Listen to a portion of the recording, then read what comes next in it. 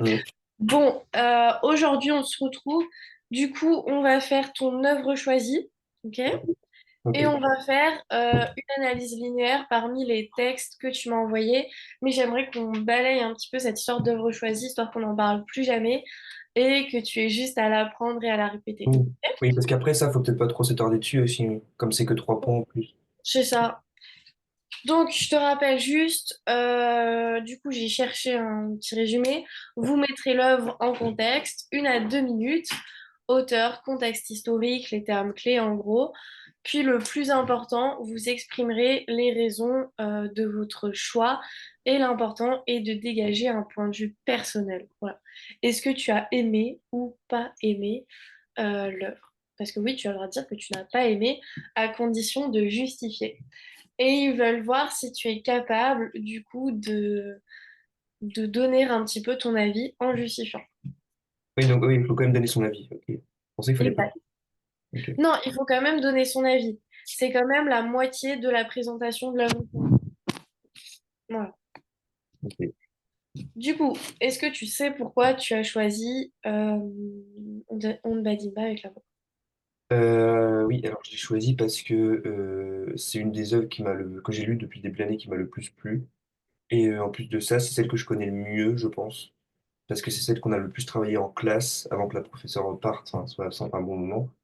Oui, c'est celle que j'ai préférée et qu'on a le plus étudiée, donc ça tombait, c'est bien. Nickel. Alors, j'ai une proposition à te faire. Tu vas lire et faire toutes tes remarques, enfin, poser tes questions, etc., modifier ce qu'il y a à modifier. Parce que le but, c'est que ce soit quand même personnel. Ok. Au fur et à mesure où je lis tout d'abord et... Au fur et à mesure. Comme Ok. ça, on corrige.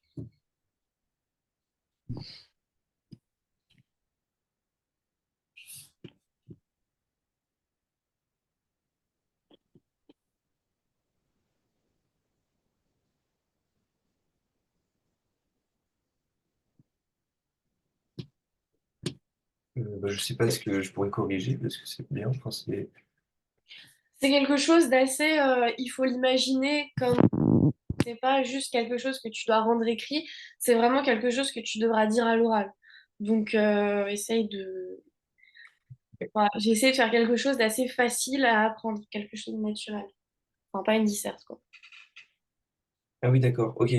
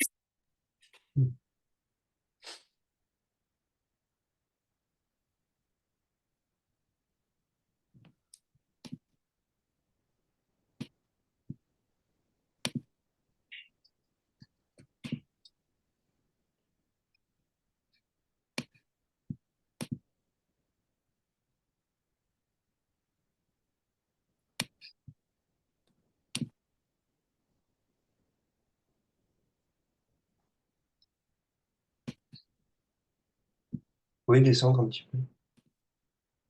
Merci.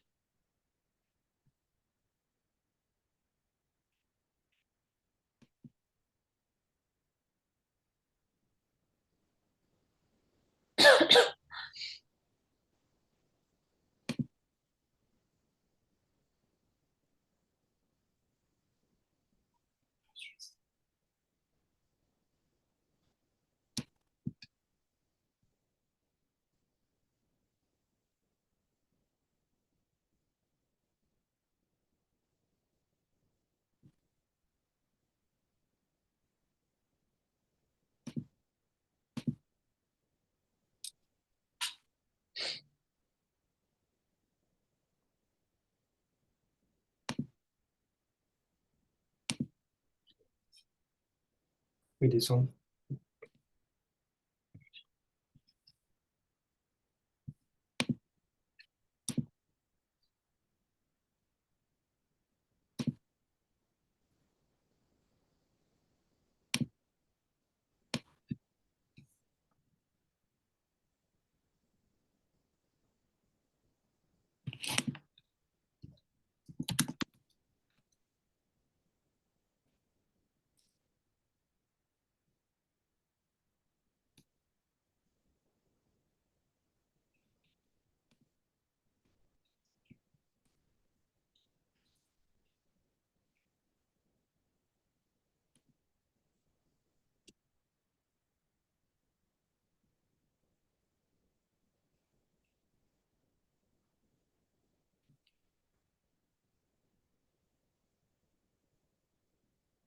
Ok.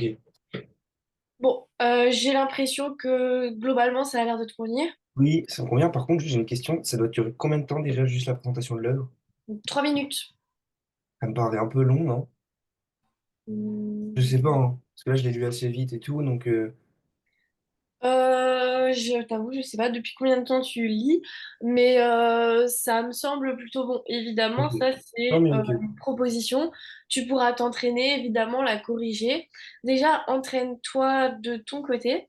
Et si jamais il y a des modifications à faire ou quoi, tu peux soit les faire tout seul, soit me dire à un moment dans le cours, bon ben voilà, j'aimerais prendre 15 minutes, etc. pour la supprimer.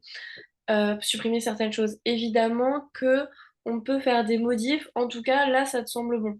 Oui, non, moi, ça me convient. Après, est-ce qu'il faut vraiment l'apprendre par cœur? Non, non, non, vraiment pas. C'est juste un exemple. Ce que je te conseille de faire, c'est Ça me donne une idée. Oui. de reprendre une présentation qui te convient, que ce soit celle-ci ou une que tu auras écrite toi-même. Tu prends une présentation qui te convient et tu vas juste la réécrire, mais sous forme de tiret.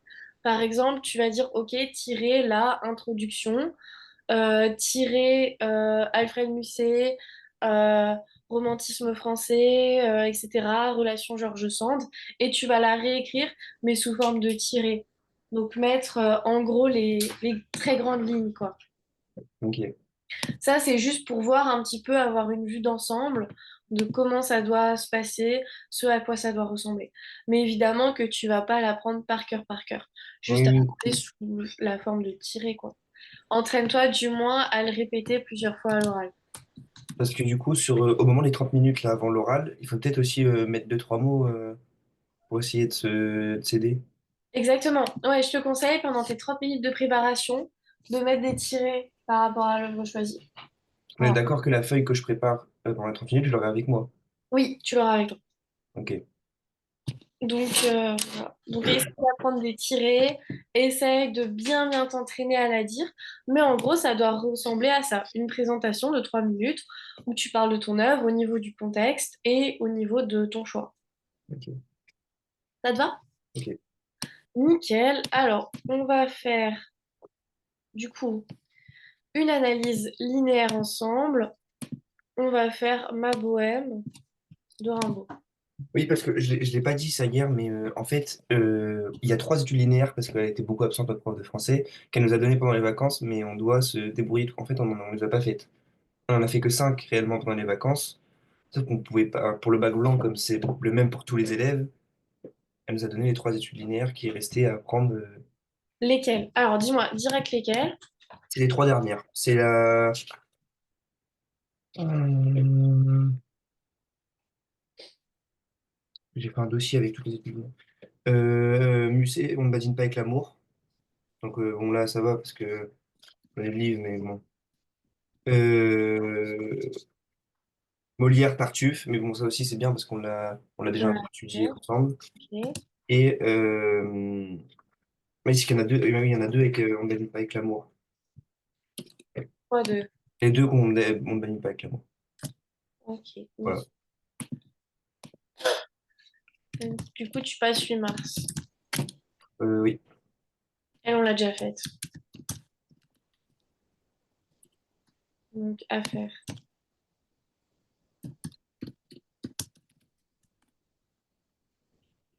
Après il faudra s'y attarder autant que les autres parce que bien sûr d'être au point même sur celles que j'ai déjà faites. Ok. Fois 2 du coup. Donc, les deux, on ne badine pas avec l'amour. Ok, nickel. Je regarde juste combien de fois on se revoit avant le 8.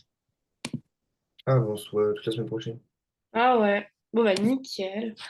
Oui. Bon, bah, on a le temps. Ah, ça va, je suis beaucoup moins stressée tout à coup. Donc, on se voit très régulièrement la semaine prochaine. Ok. Ok, je retiens bien. Donc, programme. Aujourd'hui, ma bohème. Nous nous revoyons lundi. Lundi, on ne badine pas avec l'amour 1. Mardi, on ne badine pas avec l'amour 2. Mercredi, je ferai un autre poème. Donc, soit le Transsibérien, soit un autre poème de Rimbaud. Ok. Jeudi, je ferai le mal de Rimbaud Et c'est tout après. et c'est tout. Et il y aura peut-être, si possible, je crois que maman demandé pour avoir un cours la semaine d'après, si c'est possible. Je sais pas si. Oui, c'est possible, mais c'est validé, je crois. Ah, ok, d'accord. C'est validé, c'est validé. Donc, Ok. nickel. Tu me feras une liste de ceux où tu as vraiment le plus de mal, en sachant qu'on fait en priorité, on ne badine pas avec l'amour, et Oui, qu'ensuite on verra vraiment ceux que tu trouves trop trop difficiles, on les fera du coup à ok. partir de mercredi. Ouais. On aura le temps de tous les revoir du coup avant le. On Ok. commence sans plus tarder avec ma bohème. Du coup, ma bohème qui est un sonnet écrit par Rimbaud. Je vais juste devoir te couper le poème, histoire. Donc, ma bohème. Donc là, on est sur les cahiers de Douai, Rimbaud, 1866. Ok, nickel. Je te mets les deux quatrains d'un côté et les deux tertres de l'autre. Est-ce que, du coup, ce poème, quand vous l'avez fait en classe, tu l'avais compris? Est-ce que il t'est assez familier, ce poème? Oui. Bah oui, oui. Ouais. Oui, oui, oui, oui. Je te mets Oui. Ça, comme ça pour oui, ça souvenir. résumait assez bien Rimbaud, je m'en souviens un peu. Ouais. Alors, ce poème, il est hyper intéressant parce qu'il correspond parfaitement, du coup, à tout ce qui va être émancipation créatrice.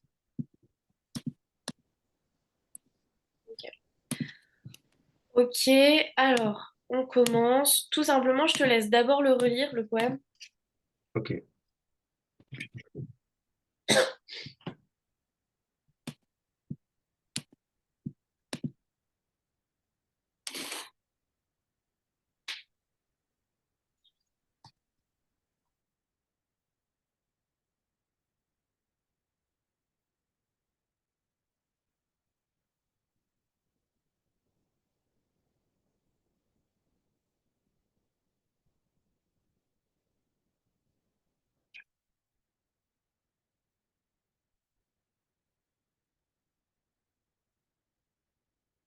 Ouais, je m'en souviens. C'est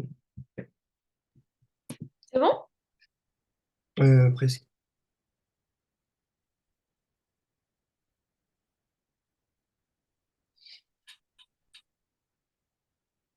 Oui, c'est bon. Nickel. Alors, ici, on est donc sur ma bohème, qui est un poème issu du recueil de poésie Les Cahiers de Douai, écrit en 1870 et publié postpartum. Du coup, enfin, il a été écrit par Arthur Rimbaud. Donc ici, on est sur une structure assez formelle. On est sur un sonnet en alexandrin. Bon, voilà. Ensuite, au niveau des rimes, bon, c'est assez différent de ce qui se fait d'habitude. Mais surtout, ce qui est assez surprenant dans ce poème, c'est qu'il va mettre en avant la singularité de son approche artistique. C'est un poème qui explore le thème du vagabondage, un vagabondage joyeux, de l'errance, et ça va souligner une symbiose entre la nature, la poésie et la liberté. Donc ici, à travers notre analyse linéaire, on mettra en avant où Rimbaud transfigure un petit peu son expérience personnelle à travers la poésie. Donc en offrant une vision idéalisée de ses errances adolescentes. Ok. Donc là, finalement, on est sur un poème qui relate l'errance et on va voir comment cette errance est propice tout simplement à la poésie chez Rimbaud. Alors, comment est-ce qu'on pourrait problématiser tout ça? Est-ce que tu as déjà une petite idée? Euh,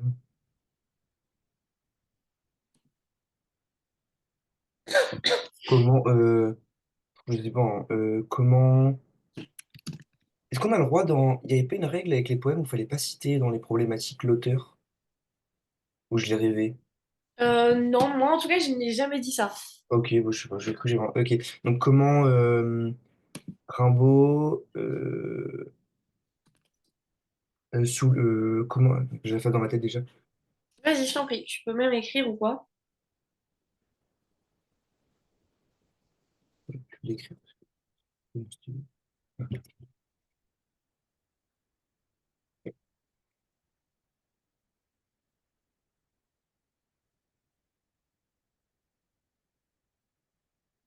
Essaie de trouver les mouvements en passage aussi. Oui. Comme ça, après, on fera directement la correction. Comment, comment Rimbaud souligne son errance tout au long du poème? C'est simple, mais c'est très court.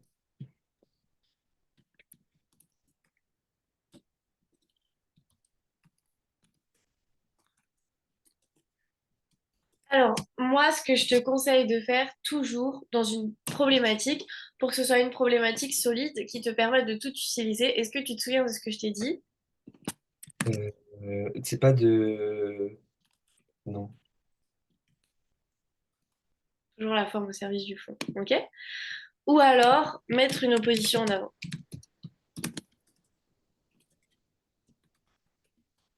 Pour faire une bonne problématique, tu devras toujours essayer de mettre la forme au service du fond. Comment, par exemple, ce poème qui parle de l'errance permet-il de mettre en avant ses expériences personnelles et permet finalement de le rapprocher de l'art poétique? En tout cas, tu dois toujours essayer de mettre en avant la forme et le fond Ok. puisque l'un répond à l'autre. Soit tu fais ça, soit deuxième possibilité, tu mets en avant une opposition. Voilà. Ok. Par exemple, entre l'errance, qui est considérée comme quelque chose d'assez négatif, et la poésie, qui est à la recherche du beau. Ce que je peux te proposer, c'est dans quelle mesure Arthur Rimbaud affirme-t-il dans son sonnet la volonté de renouveler la poésie à travers son errance et ses expériences personnelles. Ok. J'ai Ok. mis ici ma forme, donc avec le sonnet, et ensuite j'ai mis finalement la portée du poème, donc la volonté de renouveler la poésie d'une part et ses expériences personnelles. L'errance, ça fait partie de la forme, de ce qu'il raconte.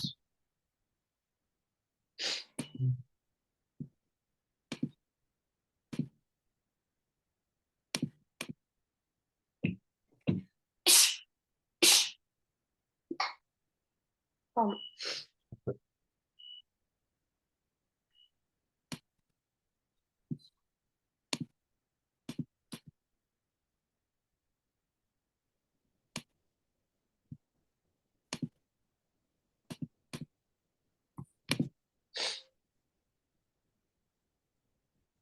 Je crois que je suis en train de faire une bêtise.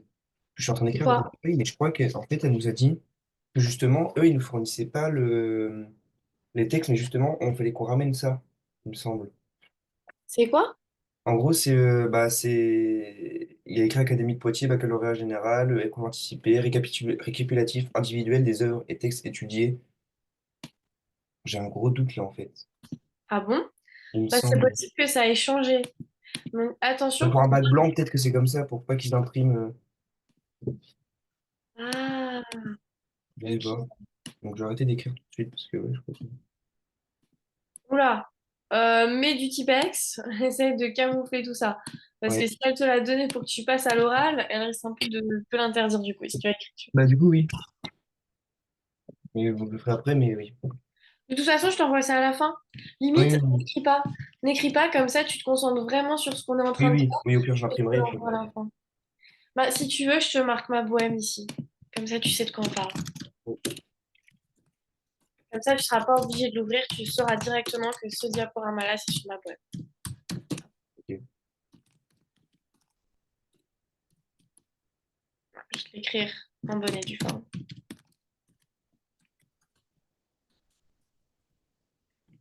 Voilà.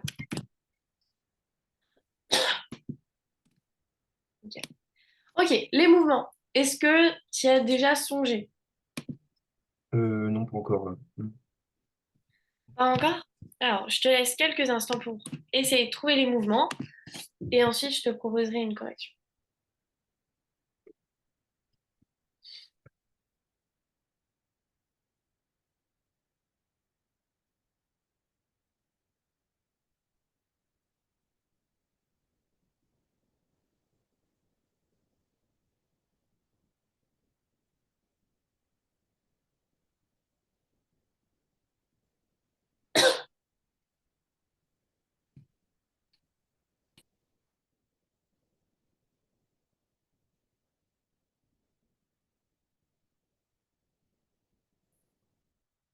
Hmm,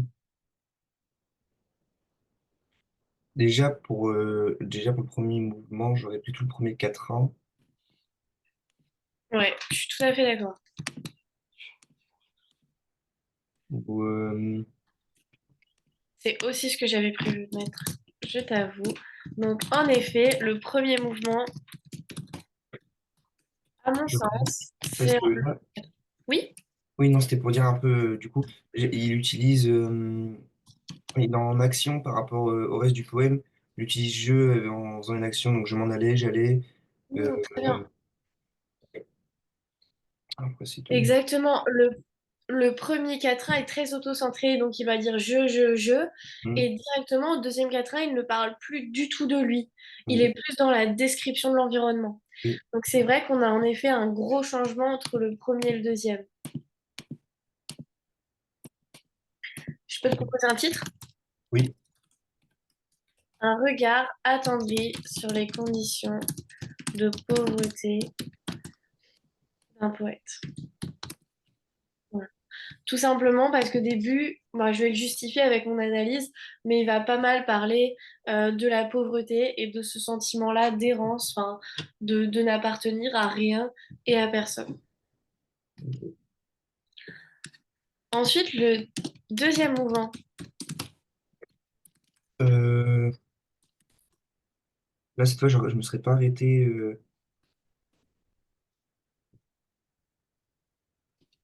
Je me serais arrêté au premier vers, après le premier vers du deuxième quatre, du. Oui, Là, en fait, non.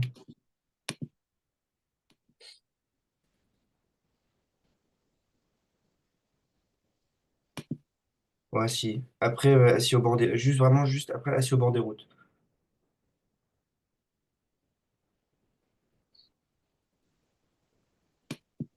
donc 8, 9, du coup jusqu'au vers 9. Vers 9. Ouais, nickel. Est-ce que tu as une idée du titre qu'on pourrait donner à ce mouvement-là? Bah, du coup, ouais, comme on a dit tout à l'heure, la description, pas du paysage, mais la description de la nature. Mais c'est que mon culotte avait un large trou. Euh, bon, c'est la description de la nature.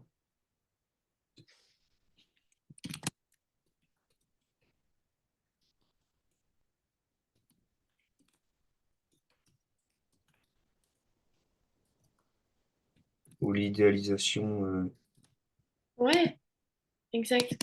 Ça peut être bien. de Rimbaud. Nickel. Et je t'ai rajouté une avancée vers l'esthétisme. Ça peut être pas mal. Ah Je te oui. conseille parfois de faire des titres en deux temps. C'est vraiment bien. Ok. Et ensuite, le troisième mouvement, vers du coup 10 à la... Moi, j'aurais dit à la fin. Oui, oui, oui, moi aussi.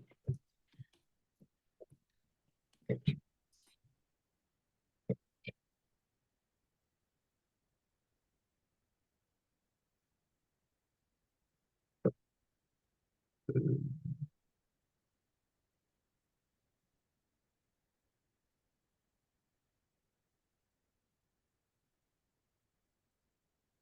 là, on est plus dans la nuit, enfin, c'est la nuit.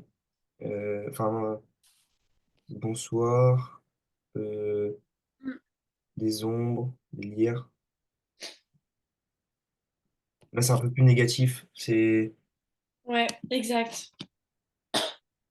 C'est beaucoup plus négatif, le dernier tercet. Oui, En réalité, il parle de sa blessure. de mes souliers blessés, un pied près de mon cœur, etc. Oui, oui. Je l'aurais appelé.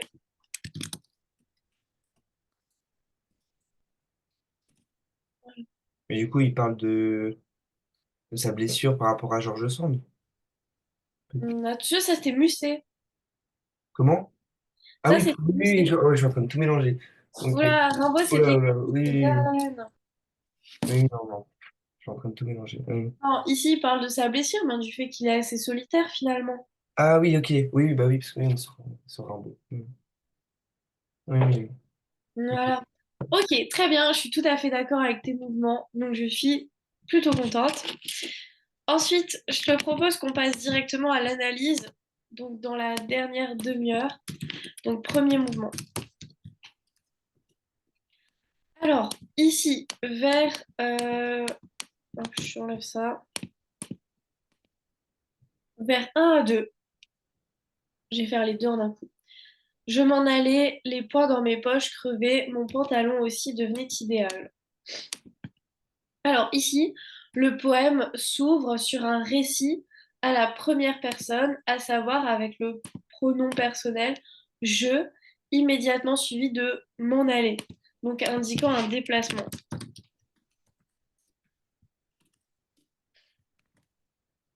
Personnel je et m'en aller, verbe de déplacement. Donc ici, ce pronom personnel je et ce verbe qui indique un déplacement, renforcer des pronoms possessifs mon, ma, ça suggère une appropriation personnelle de l'errance.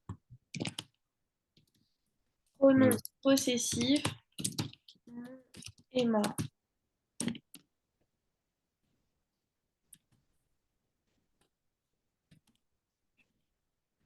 Cela suggère une appropriation de l'errance.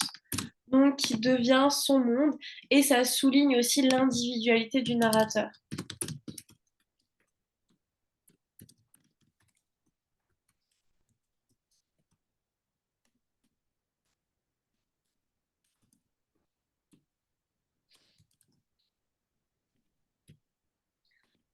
On a l'emploi du verbe du coup à l'imparfait, aller, et ça va renforcer le mouvement évoquant une progression constante.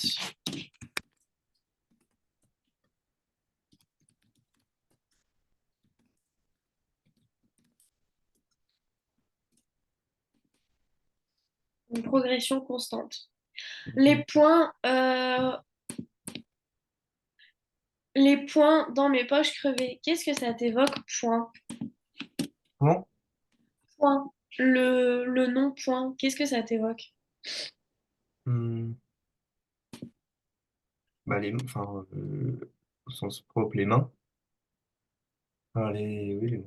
Ouais, et quand on a les poings serrés, Bah, la haine. ouais, c'est ça un petit peu, un Hmm. sentiment de colère, mais tout simplement, ça fait penser à la révolte, qui est vraiment caractéristique chez Rimbaud, hein. Il est tout le Ouais. temps révolté.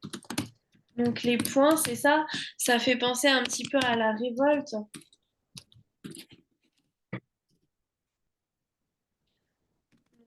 Position caractéristique des mains en lumière. La révolte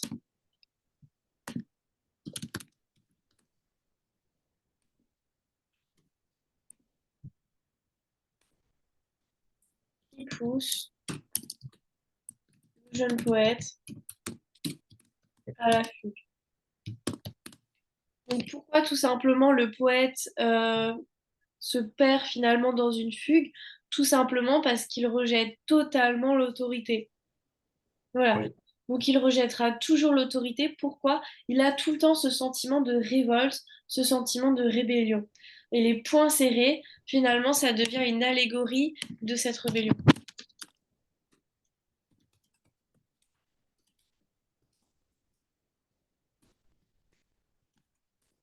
Donc Rimbaud rejette constamment l'autorité. Donc, quitte à partir en fugue et à se retrouver complètement tout seul.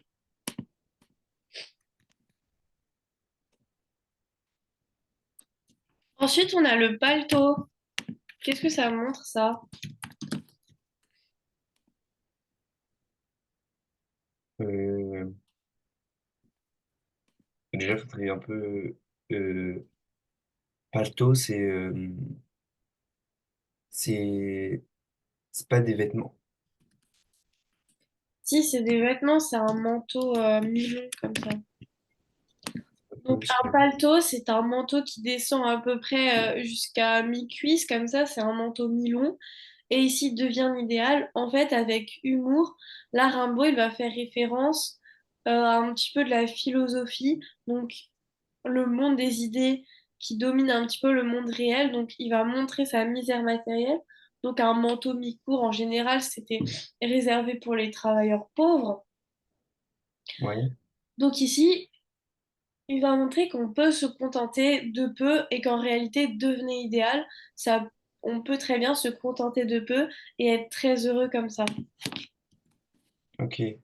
Donc, le paletot fait référence à la pauvreté. Ici, il devient idéal, ce qui montre que Rimbaud a une philosophie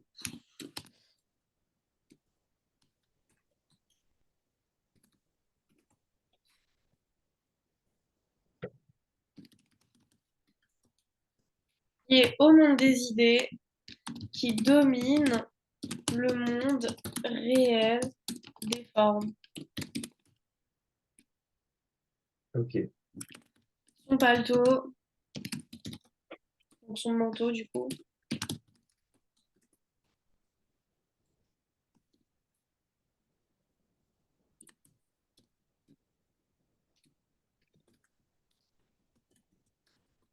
même s'il fait référence à un habit pauvre, devient pour lui une source de bonheur. Donc il est vraiment dans cette optique où il se fiche totalement du matériel. Oui, ok. C'est compris? Oui. Ensuite, au vers 3, on a Muse. J'allais sous le ciel, Muse, et j'étais ton féal. Alors, Euh, bah là, encore une fois, ça évoque un peu son bonheur avec Muse. ouais, pourquoi? C'est-à-dire que bah, Muse, j'avais sous le ciel Muse, c'est-à-dire il est pas bien, mais il est content. C'est ça? Ouais, il y a une phrase exclamative. C'est qui la muse? Ça fait référence à quoi? Je sais pas. Bon, déjà, revenons sur nos figures de style. Ici, on est sur une apostrophe. Et là, avec plus exclamation. Donc ici, la muse, ça fait référence à l'art poétique. Voilà. Ok. Donc référence à une entité inspiratrice. Et ok. Du coup, la muse, pour l'histoire, enfin, pour la mythologie, les muses, elles sont au nombre de 9. Du coup, et ce sont des déesses grecques, donc chaque muse Ah est liée oui, à un art. oui. J'ai hésité à dire, mais ça, je me souviens de ça.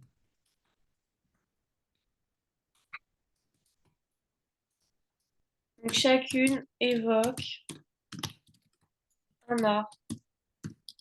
Ici, ben, du coup, pour lui, ça serait la poésie, il invoque la muse et ça témoigne de son attachement aux arts.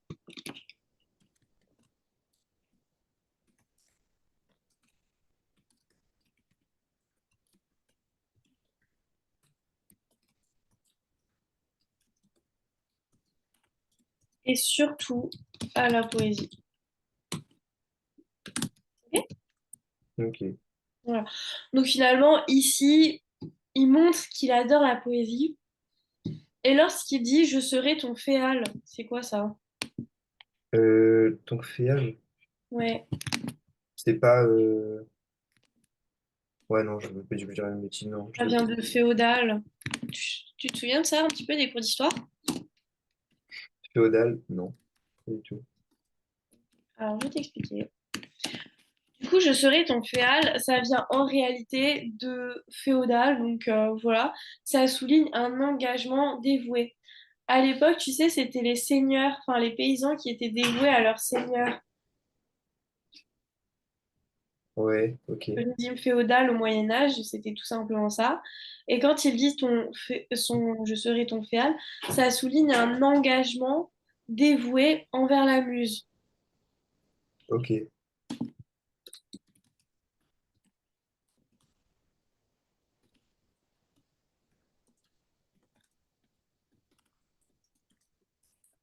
Envers la muse et donc la poésie. Voilà. ok. Il sera loyal tout simplement à la poésie. Et ici, il s'affirme en tant que poète.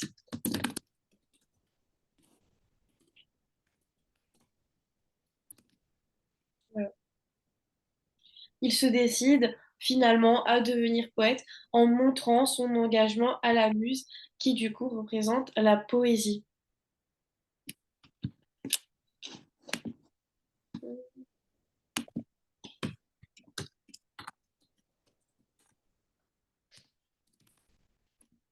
Bon, ouais, c'est-à-dire que là, sur un seul vers, il y a trois procédés. Ouais. Ok. La muse, bah déjà il y a une exclamation, il y a une apostrophe parce qu'il l'interpelle, et il y a, enfin la muse ça représente la poésie. Du coup c'est une métaphore. Mais ça peut durer très longtemps pendant l'oral si faut citer tous les procédés. Ça durera plus que 10 minutes. Non. Non. Ok. Pourquoi ça peut pas durer longtemps? Tout simplement parce qu'après, tu te souviendras pas de tout. Et en plus de ça, tu vas devoir faire un choix pour vraiment justifier les mouvements. Oui, ok. Ouais, Ici, moi, je te présente tout pour qu'après, oui, toi, oui, tu puisses faire ta sélection. ok. Mais évidemment que, ouais, c'est sûr que c'est assez long parce que là, on étudie vraiment en profondeur. On essaye de voir tout ce qu'on peut prendre. Mais bien sûr qu'à l'oral, tu vas choisir vraiment ce qui va être très Oui, important. pas tous les reporter. Oui. Mm. Oh là là, que d'amour splendide j'ai rêvé. C'est quoi comme figure de style? Oh là là. Oh là là, euh,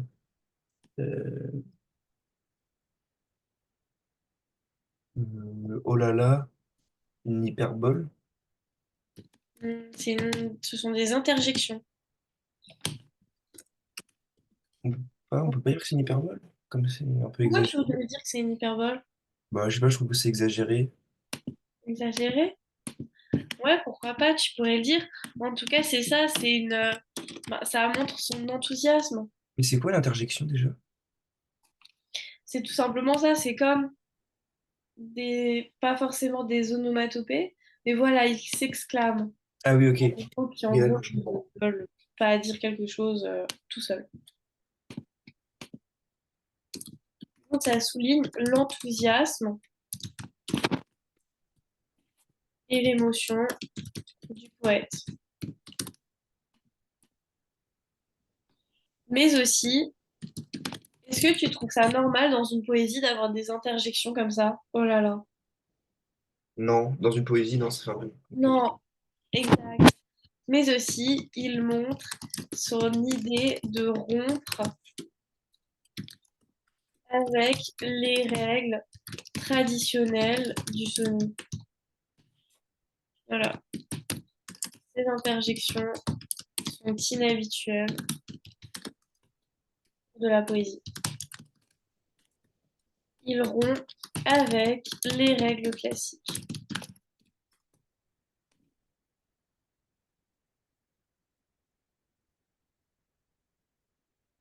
Voilà.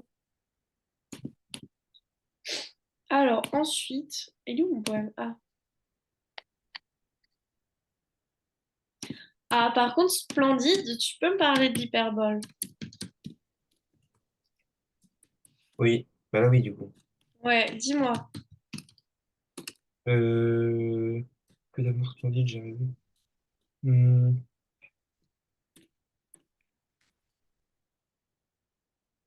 Bah, c'est vrai qu'il aurait pu, je sais pas, il aurait pu prendre, s'exagérer du fait que lui, il aurait pu choisir un autre terme ou que d'amour splendide, j'ai rêvé. Bon, pardon, il idéalise au maximum l'amour. Ouais. Il peut pas faire plus. Idéalisation de l'amour, presque courtois, presque chevaleresque.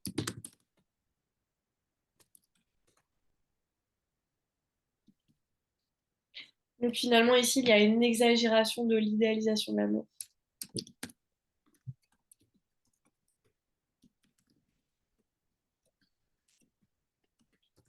Presque ironique en réalité, hein. Ça deviendrait Hmm, ironique. oui, Voilà. C'est à la fois tendre et assez grinçant. Il semble se moquer de lui-même.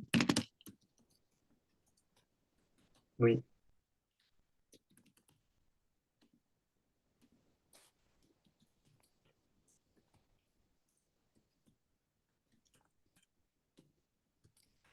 oui. Voilà.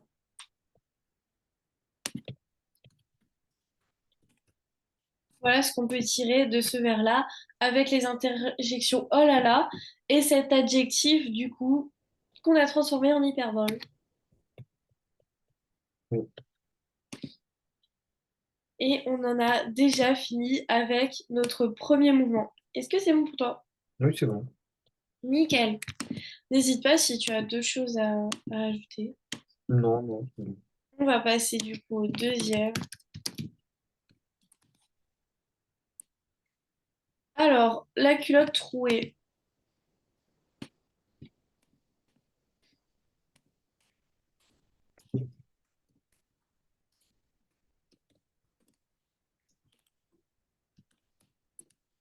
Ici, on est sur une métaphore.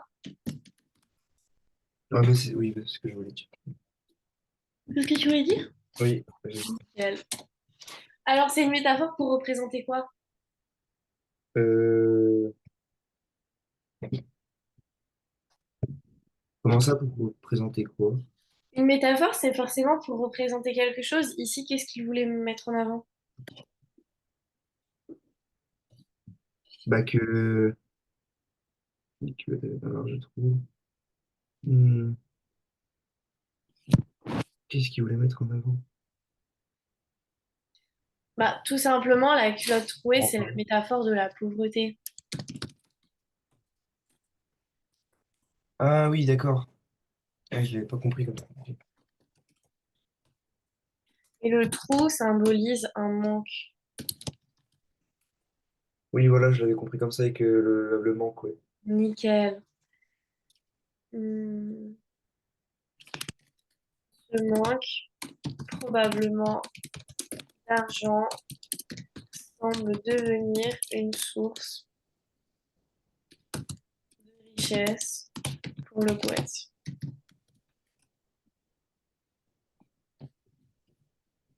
Ok. La pauvreté, dans ce poème, est source de beauté et donc d'inspiration, par conséquent de richesse.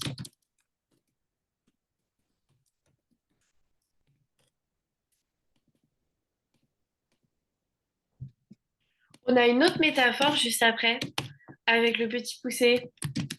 Ouais, Alors, qu'est-ce qu'il nous dit à propos de ce petit poussé? Et c'est, il sème des rimes de mémoire. oui, hyper, oui. Petit poussé rêveur, j'ai grainé dans ma course des rimes. Ah, nickel. J'ai grainé.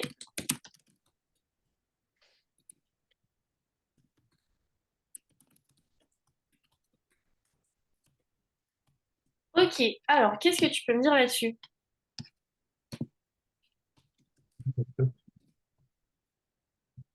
Euh, bah, au fur et à mesure de, de sa vie, il écrit des poèmes, donc C'est ça? voilà. Il écrit des poèmes, du coup, oui, je sais pas après. Tout simplement, ici, il remplace les cailloux du coup du Petit Poucet par des rimes. C'est Oui, un guide essentiel du poète. Donc, tout simplement, il crée son chemin de rimes. Et ça veut dire que tout au long de sa vie, tout au long de sa poésie, il va semer des rimes, ce qui va montrer qu'il déborde de créativité. oui. Ah oui, oui. Ouais,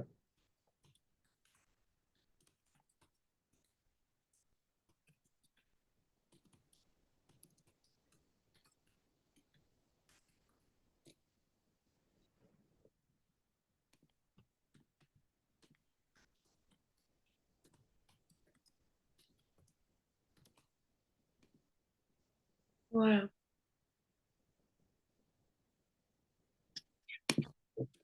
par Euh, contre, j'ai juste une question, là, je vais en profiter pour lire ce passage-là. Étant donné que des rimes, il empiète sur le vers suivant, est-ce qu'il faut que je lise Petit poussé rêveur, j'ai grainé dans ma course des rimes, ou que je marque une ponctuation à la fin de j'ai grainé dans ma course? non, il faut vraiment que tu respectes le poème. Oui, ok, voilà. Donc, tu lis d'une traite. Petit poussé rêveur, j'ai grainé dans ma course des rimes. Là, tu marques le point après le rime, oui, le mot rime. Mon auberge était à la grande ours. Point. Voilà. Ok, Pourquoi? Tout simplement parce que c'est une volonté ici d'avoir fait un enjambement. Donc, il y a un enjambement. Rimbaud l'a fait exprès. Donc, on va tout simplement le respecter à l'oral. ok. Bon, ben, si tu veux, on le marque. L'enjambement, qu'est-ce que ça t'évoque? Bah, l'enjambement, c'est quand enfin, un vers se projette sur le vers d'après. Ouais. Et au niveau de la symbolique, alors, vers 6.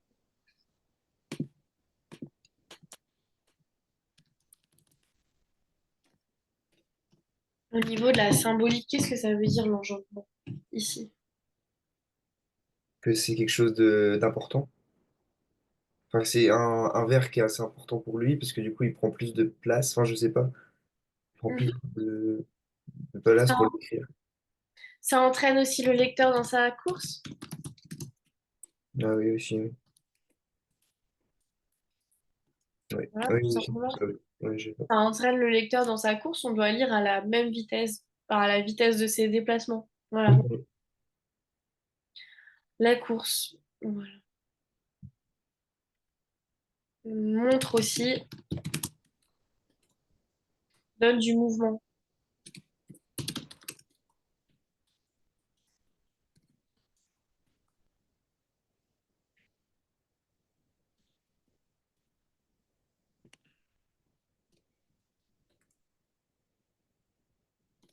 Ce qui symbolise, encore une fois, le déplacement. Oui. Nickel.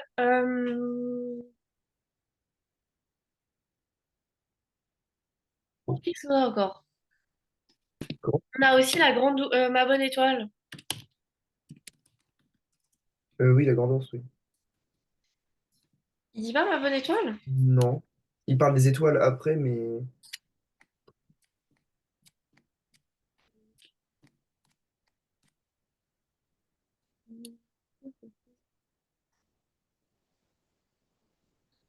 Ok.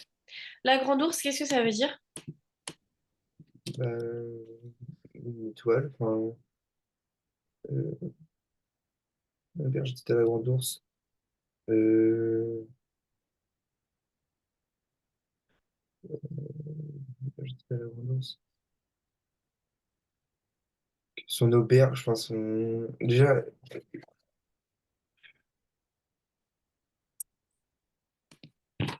c'est une étoile, la grande ours, c'est une étoile qui brille. Ouais, c'est ça. Et mon auberge était à la grande ours. Donc, son auberge, elle est visible. Enfin, je sais pas. Tout simplement, il va dormir à la belle étoile. Ah oui. Il va pas dormir dans une auberge, il va tout simplement dormir dehors. Le toit de l'auberge, c'est tout simplement le ciel. Si on est sur une métonymie. Donc, Rimbaud ne va pas dormir dans une auberge, mais à la belle étoile. Le toit de son auberge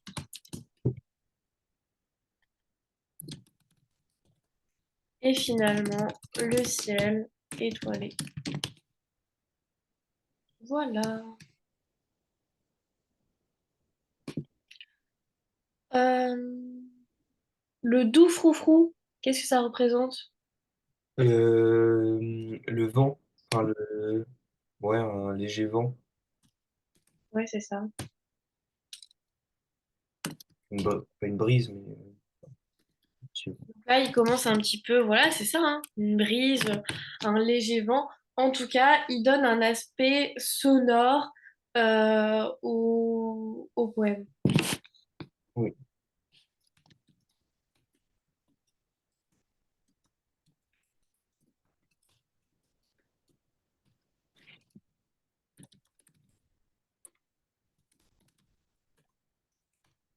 Ok.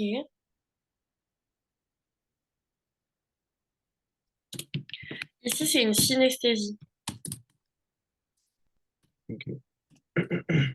Synesthésie, c'est la confusion des sens. Donc, on ne sait pas trop s'il est dans de la description, dans comme une sensation du toucher ou l'ouïe. Donc, finalement, il va essayer de, d'emmêler un petit peu nos sens, de dérégler nos sens.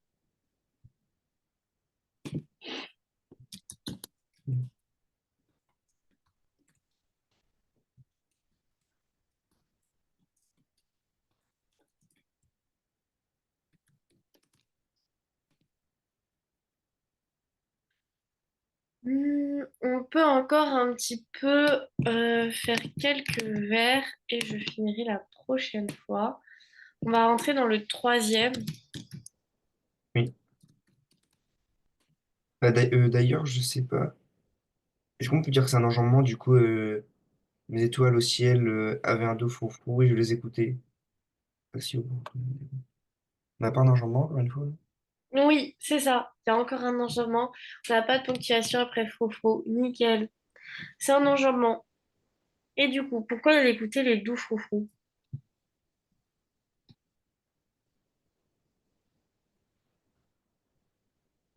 Parce il dort à la bonne étoile. Du coup, il est. Oui, Ouais, c'est ça. Il est très seul, donc finalement, il entend même le vent. il entend même le vent. Voilà, il est très seul, il entend même le vent. Exact.